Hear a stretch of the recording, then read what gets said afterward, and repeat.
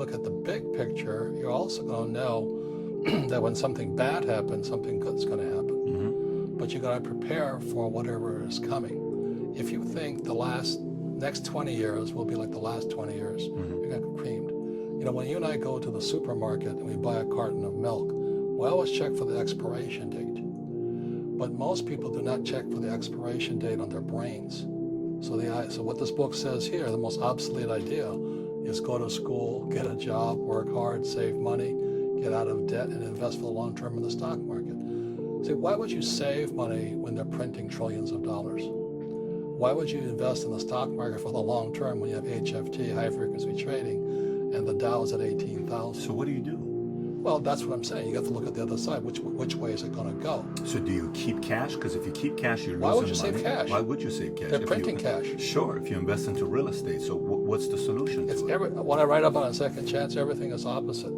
Instead of get out of debt, I get into debt. You know, I just refinanced $300 million in debt. I went from 5% to 2.5% interest. I made a fortune. Every month, more money comes in because my cost of money has gone down. So while some financial experts are saying get out of debt, I'm saying learn how to use debt. See, when I came back from in Vietnam in January of '73, the first thing my rich dad said to me was go to school to learn how to invest in real estate. It wasn't real estate, it was how to use debt and taxes. Debt and taxes make the rich richer. Debt and taxes make the poor and middle class poorer. So all the rich guys who are doctors and lawyers or, you know, those guys, they're getting creamed. And they don't know why. Doctors are getting creamed.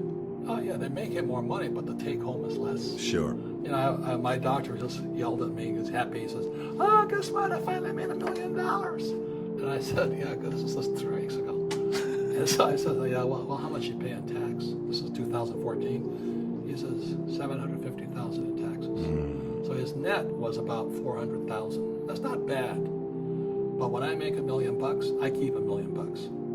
And the reason is because I don't make it by working for money. See, if you work for money, you're taxed. So that's why lesson number 1 in Rich Dad Poor Dad is the rich don't work for money. What we do instead is we create businesses as entrepreneurs. We acquire real estate. I don't invest in the stock market. Okay? So the reason is because as entrepreneurs, I have more control over my income, how much I make, and how much I pay in taxes. And because I'm an entrepreneur as well as an investor in real estate, I pay 0 tax. So every time I make, let's say, $1 million as an entrepreneur, I immediately invested in real estate. I have a 4-to-1 step up. So I put $1 million in real estate. I get $4 million from the bank. That's why I love banks. But the banks are screwing everybody else. You know, terrible, but it's good for me. That's why you say when you print, it's good for you, but when you print, it's bad for people that work for money. Because when you print, savers get creamed and people who work for money get creamed.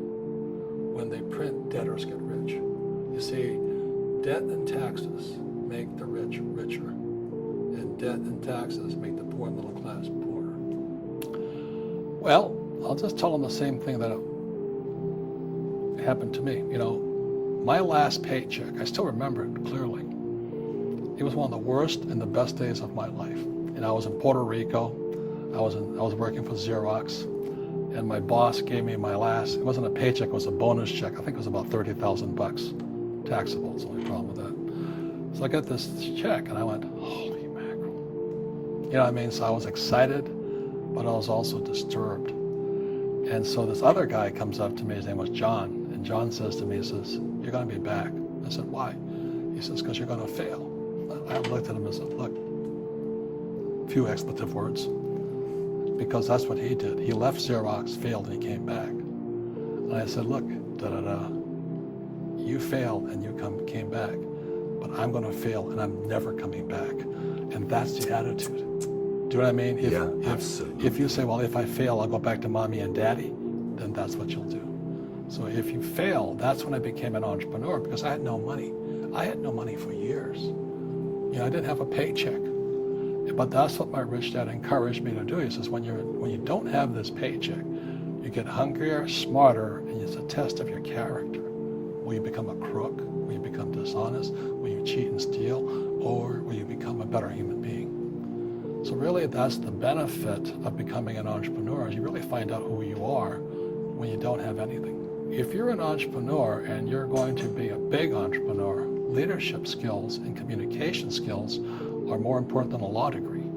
So now let's do the alternative. Here's a devil's advocate question for you. So let's say if everything they teach you in school doesn't work, what if we get rid of school? Then what would happen? Would it be better if we had no educational system at all?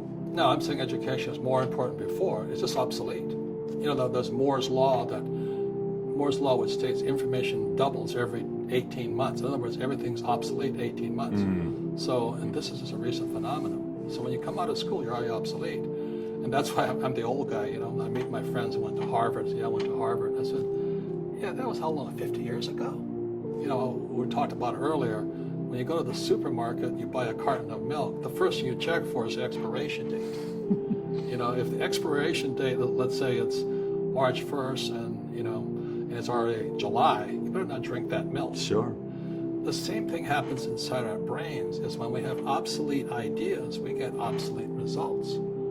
So what's happening for most people, the idea of going to school, getting a job, working hard, saving money, getting out of debt, buying your house because it's an asset, investing for the long term, is obsolete. The world has changed. The world changed in 1971 when President Nixon took us off the gold standard and money became debt.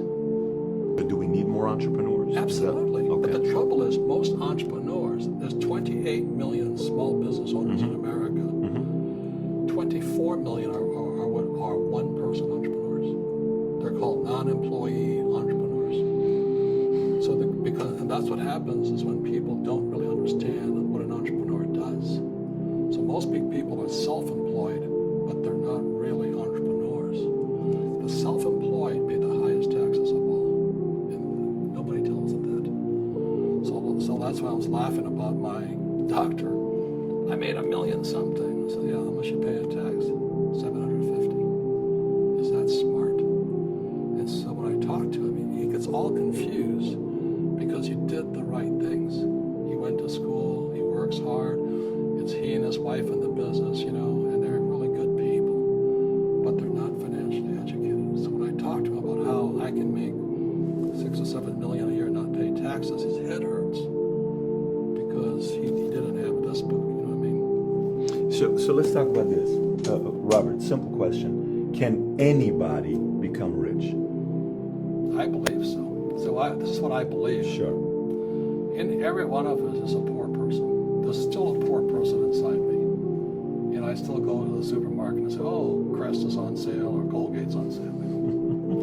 There's also a middle class person. And the middle class person wants security. They want that steady paycheck. And that is a rich person.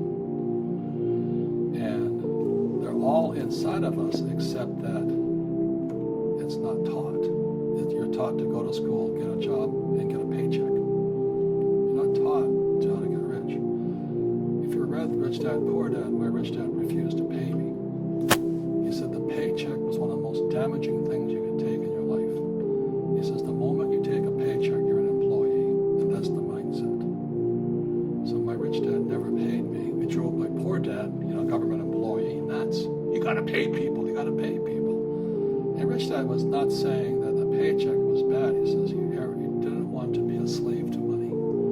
So as an entrepreneur, you know, if rich dad folded, I just started another company. I don't need a paycheck. I don't need anybody to take care of me. If my government doesn't like me, I move to another country because they need entrepreneurs.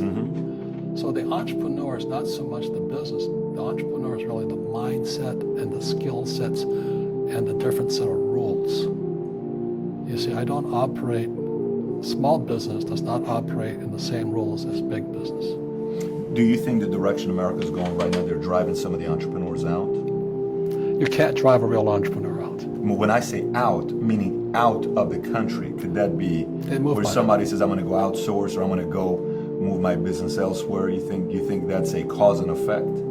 Could be, but I think they're just lousy entrepreneur.